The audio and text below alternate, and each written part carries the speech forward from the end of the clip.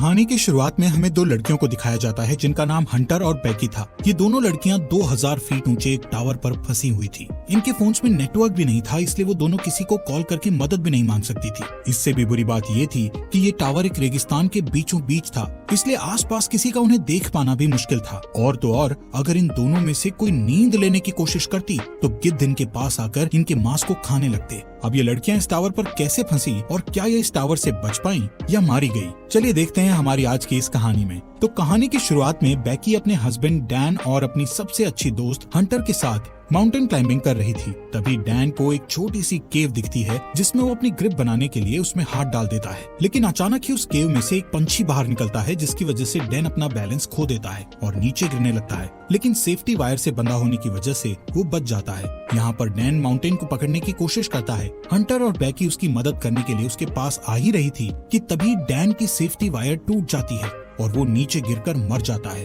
यहाँ से scene present में 1 साल बाद दिखाया जाता है, जहाँ बेकी आज भी उस इंसिडेंट में मरे अपने हस्बैंड को याद करके बहुत दुखी थी। वो काफी ज्यादा ड्रिंक करने लगी थी जिससे वो डिप्रेशन में थी। उसकी इस बात से उसके फादर जेम्स उसको लेकर काफी परेशान थे। वो बेकी को उस इंसिडेंट से मूव ऑन करने को कहते हैं, लेकिन बेकी उनकी कोई बात मानने को तैयार नहीं थी। एक दिन बेकी अपनी लाइफ से परेशान होकर बहुत सारी दवाइयाँ एक साथ खाकर सुसाइड करने की कोशिश करती है कि तभी उसके फोन पर हंटर का कॉल आता है, जिससे वो सुसाइड नहीं करती। अगले दिन हंटर उसके घर जाती है। हंटर बेकी को उस इंसिडेंट से बाहर निकालने के लिए उसको कहती है कि उसने B67 टीवी टावर पर क्लाइंब करने का प्लान बनाया है और जिसमें तू भी मेरे साथ क्लाइंबिंग करने चल रही है। अब क्योंकि हंटर जानती थी कि बेकी को एडवेंचर प्लेसेस पर जाना बहुत पसंद था और काफी लंबे समय से उसने कोई एडवेंचर भी नहीं किया था। बेकी जो इस टाइम काफी परेशान थी, इसलिए वो हंटर को क्लाइंबिंग करने से मना कर देती है। लेकिन नेक्स्ट मॉर्निंग जब वो किचन में रखी अपनी मेडिसिन लेने जाती है तो वो थोड़ा सोचते हुए डिसाइड करती है कि वो उसके साथ क्लाइंबिंग करने जाएगी। इसके बाद हंटर और बेकी दोनों उस टावर की ओर निकल जाते हैं। रास्ते में बेकी हंटर के फोन में उसकी कुछ पुरानी फोटोज देखने लगती है। जैसे ही वो स्क्रॉल करते हुए आगे और फोटोज देखती है तो हंटर की एक फोटो में वो नोटिस करती है कि हंटर के कंधे पर एक लड़के का हाथ था। बेकी हंटर से उस लड़के के बारे में पूछती है, लेकिन हंटर उसे कुछ भी बताने से मना कर देती है। तभी यहाँ बेकी के फोन पर उसके फादर का कॉल आता है, लेकिन वो कॉल पिक नहीं करती। काफी देर ड्राइव करने के बाद वो एक होटल में रात गुजारने के लिए रुकते हैं। डिनर करते वक्त बेकी को पता चलता है कि हंटर अब एक यूट्यूब व्लॉगर है और यूट्यूब रेवेन्यू से ही वो अपनी ट्रैवलिंग का खर्च उठाती है। इसी दौरान बेकी की नजर विंडो के बाहर उस टीवी टावर पर पड़ती है जहां पर वो दोनों जा रही थी। हंटर बेकी को बताती है कि ये टावर यूनाइटेड स्टेट का चौथा सबसे ऊंचा टावर है। नेक्स्ट मॉर्निंग बेकी और हंटर अपनी कार में बैठकर अपना सफर जारी रखती हैं। यहाँ पर हंटर ड्राइविंग करते करते ही अपने यूट्यूब चैनल के लिए व्लॉग बनाने लगती है, जिसमें वो अपने व्यूअर्स को बताती है कि वो अपनी बेस्ट फ्रेंड के साथ उस टीवी टावर पर चढ़ने वाली है। इसके बाद फाइनली वो दोनों उस टीवी टावर के पास पहुंच जाती हैं,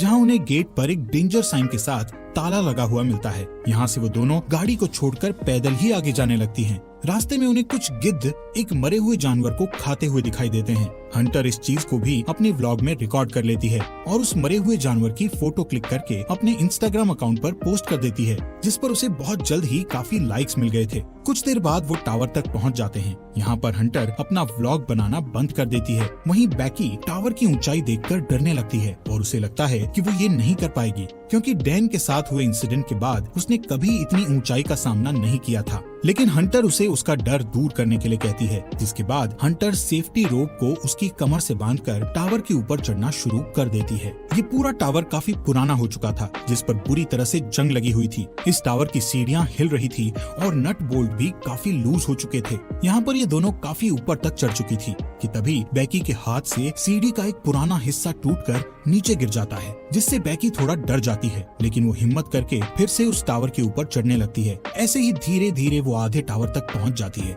यानी 1000 फीट ऊपर, जहां से शहर काफी छोटा दिखाई दे रहा था।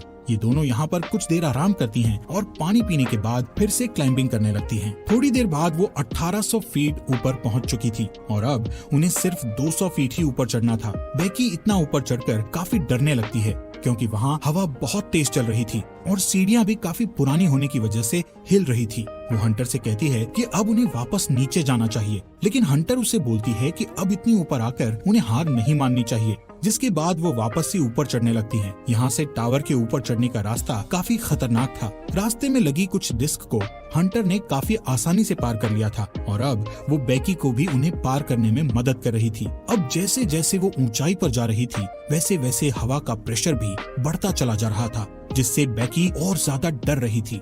इसी बीच सीढ़ी के पुराने नट बोल्ट एक एक करके अपने आप निकलने लगते हैं, लेकिन इस बात से अनजान वो दोनों ऊपर चढ़ना जारी रखती हैं और फाइनली वो दोनों टावर के टॉप पर पहुंच जाती हैं, जहां एक और नट बोल्ट खुलकर नीचे गिर चुका था। यहाँ पर हंटर दोबारा से अपना व्लॉग बनाना शुरू करती है और वीडियो में अच्छे शॉट्स लेने के लिए वो ड्रोन कैमरा का इस्तेमाल करती है। थोड़ी देर बाद हंटर अपने व्यूअर्स को और अच्छा कंटेंट देने के लिए बेकी को ड्रोन का रिमोट पकड़ाकर खुद उस टावर के सहारे एक हाथ पर लटक जाती है। शॉट्स लेने के बाद वो वापस से ऊपर आती है और सेम यही चीज बेकी को भी करने के लिए कहती है, लेकिन बेकी उसे ऐसा करने से मना कर रही थी, जिस पर हंटर उससे कहती है कि उसका डर भगाने का ये सबसे बड़ा मौका है। जिसके बाद बेकी हंटर का हाथ पकड़कर वही स्टंट करती है और हंटर उसकी सेल्फी लेने लगती है। इसके बाद बेकी वापस से ऊपर आ जाती है। यहाँ पर बेकी अपने हस्बैंड डैन की अस्थियों को लेकर आई थी और डैन को याद करती हुई वो उसकी अस्थियों को यहाँ विसर्जित कर देती है। इस मोमेंट पर बेकी और हंटर दोनों काफी इमोशनल हो गई थी।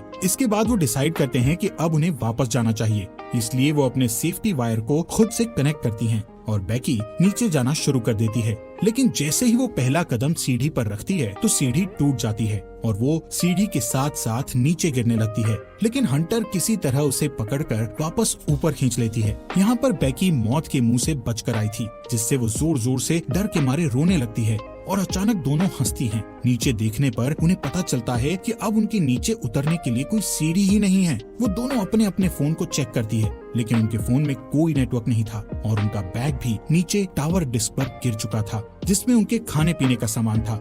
यहाँ ऊपर टावर पर उन्हें एक इमरजेंसी बॉक्स दिखता है, जिसे खोलने पर उन्हें एक दूरबीन और एक फ्लेयर गन मिलती है, लेकिन ये दोनों चीजें उनके किसी काम की नहीं थी। ये सब देखकर बेकी हंटर पर भड़क जाती है। हंटर उसे ये कहते हुए शांत करने की कोशिश करती है कि हो सकता है सीढ़ियों के नीचे गिरने की आवाज सुनकर कोई उनकी मदद करने आए और इसलिए अब हम दोनों को बस थोड़ी देर इंतजार करना होगा जब तक कि कोई आ नहीं जाता। तभी हंटर नोटिस करती है कि पिछली बार सीढ़ियों के गिरने की वजह से बेकी के पैर पर चोट लगी थी और अब उस चोट से ब्लड बाहर आ रहा था। यहाँ पर हंटर बेकी की चोट पर अपनी शर्ट बांध देती है। कुछ समय बाद बेकी हंटर से पूछती है कि उसने व्लॉगिंग क्यों शुरू की, जिस पर हंटर गलती से डैन का नाम ले लेती है, जिससे बेकी के मन में हंटर के प्रति शक बैठ जाता है। कुछ देर बाद हंटर अपना फोन चेक करती है, जहां उसने कुछ देर पहले अपनी सोशल साइट पर एक मरे हुए जानवर की फोटो अपलोड की थी, जिससे उन्हें एक आइडिया आता है कि वो अपने फोन पर एक हेल्प मैसेज टाइप करेंगे और उस फोन को रस्सी से बांधकर नीचे लटका देंगे, ये सोचकर कि शायद नीचे जाने पर फोन में सिग्नल आ जाए और उनकी पोस्ट अपलोड हो जाए।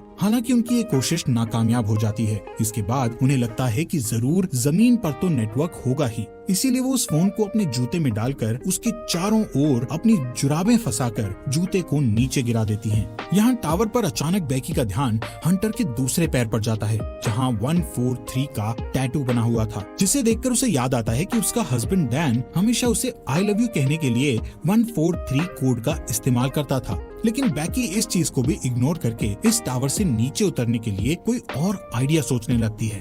थोड़ी देर बाद उन दोनों को दूरबीन से नीचे जमीन पर टावर के पास से गुजर रहा एक आदमी और उसका डॉग दिखाई देते हैं, जिससे वो उस आदमी से मदद के लिए चिल्लाने लगती है, लेकिन इतनी ऊंचाई होने के कारण उनकी आवाज नीचे नहीं जाती। यहाँ नीचे हम देखते हैं कि हंटर ने जो फोन जूते में डालकर नीचे फेंका था वो पूरी तरह से टूट चुका था और अब उनका ये प्लान भी फेल हो चुका था। वो आदमी वहाँ से जाने लगता है। ये देखकर बेकी हेल्प के लिए चिल्लाते हुए अपने दोनों जूते उस आदमी पर नीचे फेंक देती है, ताकि उस आदमी का ध्यान ऊपर की ओर उन पर आ जाए। लेकिन वो आदमी ये नोटिस नहीं करता, क्योंकि वो किसी से कॉल पर बात कर रहा था। इसके बाद बेकी वो फ्लेयर गन चलाने लगती है, लेकिन हंटर उसे ये कहते हुए फ्लेयर गन चलाने से मना कर देती है कि अभी दिन का समय है, इसलिए किसी को भी फ्लेयर गन का पता नहीं चलेगा। इसी दौरान वो दो और आदमियों को वहाँ थोड़ी दूर नोटिस करती हैं, जो यहाँ पार्टी करने के लिए आए थे। उन्हें देखकर वो दोनों डिसाइड करती हैं कि थोड़ा अंधेरा होने पर वो इस फ्लेयर गन का इस्तेमाल करेंगी, ताकि वो लोग उन्हें नोटिस कर सकें। कुछ देर बाद रात हो जाती है और बेकी फ्लेयर गन का इस्तेमाल करती है, जिससे वो दो आदमी उन्हें देख लेते हैं। यहाँ पर बेकी और हंटर अपने हाथ हिलाते हुए और जोर जोर से चिल्लाकर उनसे मदद मांगने की कोशिश करती है। इसके बाद वो दोनों दूरबीन से देखते हुए नोटिस करती है कि वो दोनों आदमी हंटर की कार के पास जा रहे थे, जिसे देखकर दोनों खुश हो जाती है। लेकिन उनकी मदद करने के बजाय वो आदमी उनकी कार को चुराकर वहाँ से भाग जाते हैं। ये देखकर वो दोनों काफी दुखी हो गई थी और अब उन्हें जल्दी से कोई नया आइडिया भी समझ नहीं आ रहा था कि अब वो क्या करे। यहाँ पर बेकी हंटर से उसके पैर के टैटू के बारे में पूछ ही लेती है, जहाँ हंटर ये रिवील करती है कि उसका डैन के साथ 6 महीने तक अफेयर रहा था। इसके लिए वो उससे माफी मांगती है कि उसने उसके हस्बैंड के साथ हुकअप करके काफी बड़ी गलती करी। हंटर बताती है कि डैन उसे अच्छा लगता था और वो उससे प्यार भी करती थी, लेकिन डैन बेकी से ज्यादा प्यार करता था, इसलिए उसने जल्दी ही डैन से ब्रेकअप कर लिया था। बेकी ये सुनकर और भी ज्यादा डिसअपॉइंट हो जाती है कि उसकी बेस्ट फ्रेंड और उसका हस्बैंड दोनों ही उसे चीट कर रहे थे। अगली सुबह बेकी फोन चेक करती है, जहां उसे पता चलता है कि इस टावर पर चढ़े उन्हें 24 घंटे बीत चुके हैं। अब क्योंकि उन्हें काफी भूख और प्यास भी लग रही थी, इसलिए हंटर डिसाइड करती है कि वो नीचे डिस्क पे जाके अपने बैग को लेकर आएगी, जिसके लिए वो सेफ्टी रोप को टावर से बांधकर नीचे उतरने लगती है। लेकिन डिस्क से थोड़ी दूर पर वो रस्सी छोटी पड़ जाती है, जिससे हंटर उस बैग तक नहीं पहुंच पाती। अब उसके पास कोई और चारा नहीं था, इसलिए हंटर अपने साथ बड़ी रस्सी खोलकर उस पर लटककर जंप लेते हुए डिस्क पर कूद जाती है। वो बैग को उठाकर उसमें से पानी की बोतल निकालकर पीने लगती है। इसके बाद वो अपनी सेल्फी स्टिक की मदद से बैग को रस्सी से लटका देती है और खुद भी कूदकर उस रस्सी को पकड़ लेती है। तभी बेकी उसे ऊपर खींचना शुरू करती है। यहाँ पर हंटर भी ऊपर चढ़ने लगती है और वो बस ऊपर पहुँचने ही वाली थी कि तभी उसके हाथ से रस्सी फिसल जाती है, जिससे वो तेजी से नीचे गिरने लगती है। ये देखकर बेकी की धड़कन एकदम से तेज हो गई थी, क्योंकि अपने हस्बैंड को खोने के बाद अब वो अपनी बेस्ट फ्रेंड को नहीं खोना चाहती थी। लेकिन जैसे ही बेकी डरी हुई नीचे देखती है तो हंटर उसे रस्सी पर लटकी हुई दिखती है। हालांकि हंटर के हाथों में काफी चोट लग गई थी, इसलिए बेकी अपनी पूरी ताकत लगाकर हंटर को टावर के ऊपर खींच लेती है। थोड़ी देर बाद बेकी एक हेल्प नोट लिखकर ड्रोन में फंसा देती है और ड्रोन के सहारे पास के होटल तक पहुंचने की कोशिश करती है। लेकिन ड्रोन में बैटरी कम होने की वजह से वो ज्यादा दूर नहीं जा सकता था, इसलिए वो उसे वापस अपनी ओर ले आती है। यहाँ अब फिर से वो दोनों टावर पर हेल्पलेस थी। रात में बेकी को एक भयानक सपना आता है, जिसमें वो देखती है हंटर की उस टावर पर ही मौत हो गई और गिद्ध हंटर के शरीर को खा रहे हैं। इससे वो डरी हुई उठती है और तब उसे पता चलता है कि ये बस एक बुरा सपना था। नेक्स्ट मॉर्निंग बेकी के दिमाग में एक आइडिया आता है कि वो टावर के ऊपर लगी लाइट से ड्रोन को चार्ज कर सकती है। इसके बाद वो टावर के पोल पर चढ़कर जैसे ही ड्रोन चार्जर को प्लग में लगाती है तो वो देखती है कि वो प्लग काफी लूज था, इसलिए बेकी को ऊपर लटके हुए ही उस चार्जर को पकड़े रखना पड़ता है जब तक कि ड्रोन की बैटरी फुल चार्ज नहीं हो जाती। काफी टाइम से उस पोल को पकड़े रहने की वजह से बेकी के हाथ धीरे धीरे करके सुन्न पड़ने लगे थे और इससे भी बुरी बात ये थी कि अब यहाँ पर काफी सारे गिद्ध आकर उस पर अटैक भी कर रहे थे, जिससे बेकी के हाथों से बैग नीचे गिर जाता है। थोड़ी देर बाद वो ड्रोन की बैटरी फुल चार्ज हो जाती है, जिससे बेकी नीचे आ जाती है। इसके बाद वो ड्रोन को होटल तक पहुँचाने की कोशिश करती है, लेकिन जब वो ड्रोन होटल तक पहुँचने ही वाला था तो उसकी टक्कर एक ट्रक से हो जाती है, जिससे वो बिल्कुल टूट गया था और उनको ड्रोन कैमरा से भी कुछ दिखाई नहीं दे रहा था। ये देखकर वो दोनों और भी ज्यादा डर गई थी, क्योंकि अब उनके पास बचने का कोई भी ऑप्शन नहीं था। वो थकी हारी उस टावर पर हार मानकर बैठ जाती है। शाम के समय वहाँ तूफान बनने लगे थे, जिससे उनका जिंदा रहना और भी मुश्किल हो गया था। यहाँ पर बेकी को बहुत तेज नींद भी आ रही थी, इसलिए वो वहीं सोने लगती है, लेकिन हंटर उसको सोने से मना करती है, क्योंकि उनके सोते ही गिद्ध फिर से उन पर हमला करने लगते। बेकी हंटर से उसका दूसरा जूता भी मांगती है, ताकि इस बार वो उसमें अपना फोन डालकर नीचे फेंक सके। हंटर उससे कहती है कि मेरा जूता तो नीचे डिस्क पर ही गिरा हुआ है। यहाँ से कहानी में एक बड़ा ट्विस्ट आता है और हमें पता चलता है कि जब हंटर नीचे डिस्क पर कूदी थी तो उसी टाइम डिस्क पर गिरने से उसकी मौत हो गई थी और उसके बाद से बेकी अकेले ही सरवाइव कर रही थी। बेकी को हेलुसिनेशन होने लगे थे, जिसमें वो हंटर की प्रेजेंस को इमेजिन कर रही थी।